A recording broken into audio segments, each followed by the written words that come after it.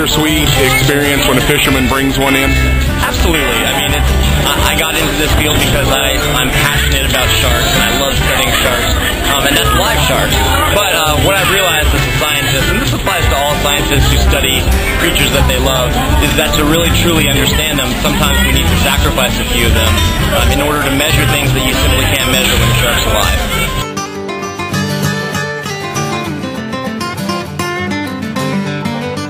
So we're sampling the offshore species like this barracuda. We're sampling king mackerel. The Marine Resources Division is sampling red snapper over here. Then we're sampling a lot of inshore species.